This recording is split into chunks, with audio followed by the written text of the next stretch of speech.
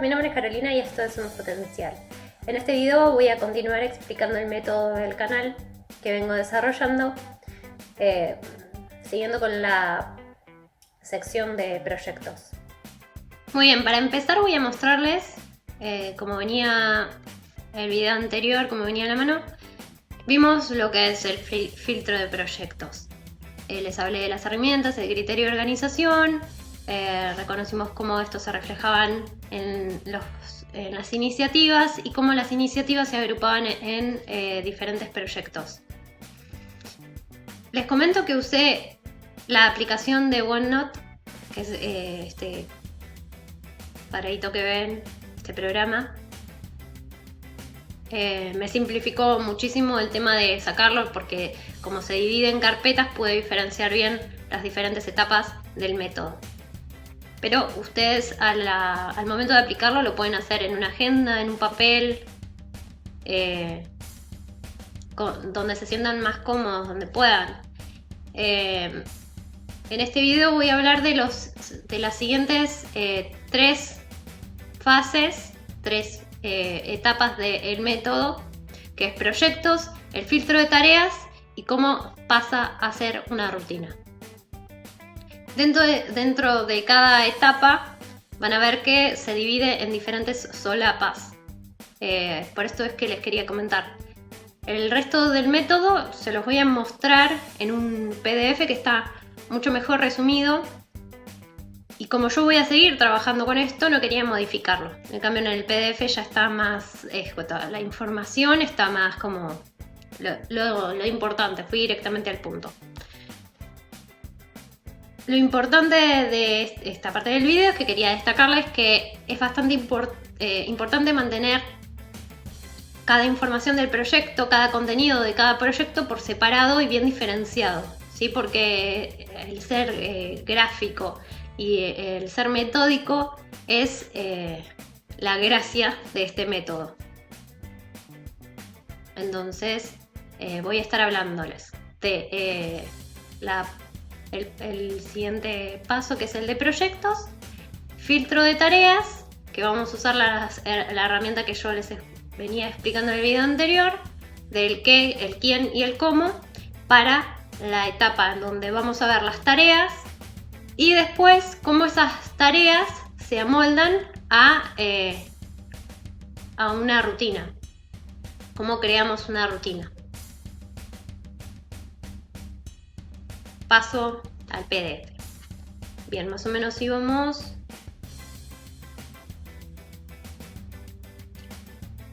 más o menos por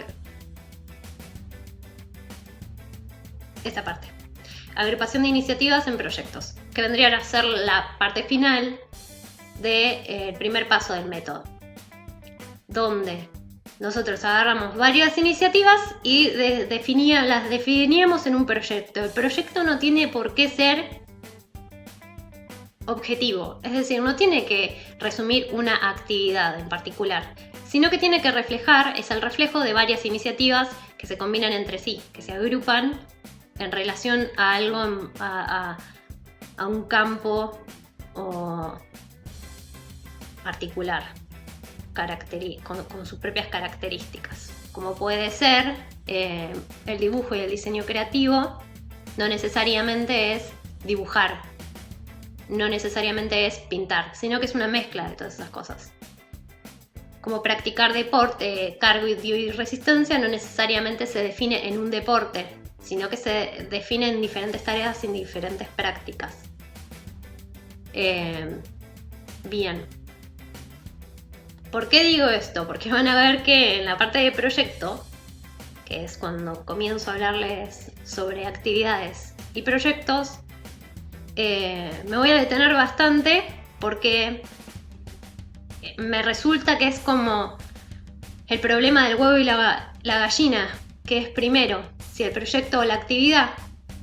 Y para mí, que uno cuando se organiza, o mejor dicho, cuando tiene ya como cierta noción de sí mismo para poder organizarse, ya básicamente está haciendo, consciente o inconsciente, ya lleva a cabo actividades durante su rutina. Entonces, siempre tenemos un proyecto, pero por ahí que no lo identificamos. Entonces, es esto de ponerle nombre, hacernos el espacio para identificarlos, ponerle un nombre, no necesariamente sentarnos en una actividad fija, y completar el espacio de actividades dependiendo a qué espacio corresponde. No sé si me explico. Entonces, clasificar actividades. Clasifico actividades por proyecto. Elijo las que quedan, elimino repetidas o inconclusas de la lista de actividades administradas que nosotros tenemos, que les comenté, que había que hacer en un apartado, en una agenda. Cada 6 meses, por ejemplo, que es el tiempo que me doy para poder revisar, o creo que es el tiempo en el que uno, si tiene una rutina muy cargada, puede darse un espacio dentro de 6 meses para agarrar y decir, bueno, ¿qué estuve haciendo estos últimos meses? ¿Qué actividades se me antojaron llevar a cabo? Que debería crearles un espacio, y ver si responde a algún proyecto que ya tenés o si responde a ciertas otras iniciativas que concuerdan con el mismo campo, y se crea un nuevo proyecto.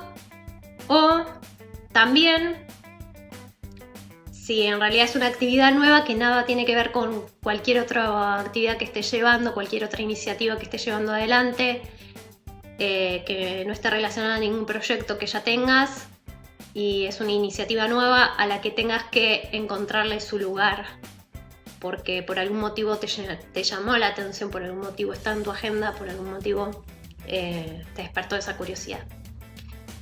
Entonces, también quiero comentarles cómo esto de las actividades en el cuadro de proyectos, cómo diferencio los proyectos y cómo diferencio un sector que se llama mandala. Yo ya les hablé en su momento de lo que vendría a ser el mandala en el cuadro del qué, el quién y el cómo. Y el mandala es la exteriorización, ¿no? Como uno puede tener sus proyectos y los va administrando y se va coordinando a su tiempo. En cambio, el mandala vendría a ser ya el compromiso con el otro. Ahora, mientras voy comentando los proyectos, se los voy a explicar mejor. Pero quería mostrarles desde el principio cómo los proyectos en realidad se diferencian del mandala, porque el mandala tiene una característica particular que no tienen el resto de los proyectos. Entonces, hablando de esto, sigo. El qué va a hacer vendría a ser, es como la energía a la que vos le estás invirtiendo, ¿no? Vendría a ser la energía que vos estás invirtiendo en lo que va a hacer, en la actividad, en cualquier cosa. No es un qué va a hacer de bueno, qué va a hacer, sino un qué va a hacer de qué estás eligiendo que pase. O también sin elegir qué es lo que va a pasar, mismo por el hecho de no elegir. Siempre está pasando algo. Entonces, mis por qué, lo que deseo y quiero materializar, hacerlo realidad. Esas iniciativas, si bien se basan en mis por qué, de los que le hablé en el video anterior, parten del deseo y se renuevan constantemente. El por qué era el por qué vos estás llevando este proyecto a cabo, el por qué tenés esta iniciativa, por qué tenés ese objetivo. Porque reflejan ciertas cosas que vos querés, ya sea desde estabilidad, desde cambiar el aire. Bueno, ese por qué en esta etapa está más vinculado a la actividad y al cómo, aunque tenés un porqué, muchas veces lo que estás haciendo te genera malestar o no te sentís cómodo. Entonces, en esta etapa se trabaja esto. Es para superar la situación de encontrarte constantemente lidiando con tus metas por considerarlas ambiguas. Metas que uno mismo establece desde el deseo. Ver o pensar en aquello que deseamos es lo que activa la adrenalina, que es ese impulso al que les comentaba antes. No es necesariamente la iniciativa, sino adrenalina. Adrenalina de qué emoción, entonces voy a hacer algo que me apasiona, algo que me gusta. Que no es lo mismo como el alineamiento de cuando realmente estás haciendo una actividad que no sabes por qué estás haciendo. Entonces, ver o pensar en aquello que deseamos es lo que activa la adrenalina. La adrenalina es esencial para llevar a cabo las metas que nos dan ese empujón en momentos de dudas o miedo.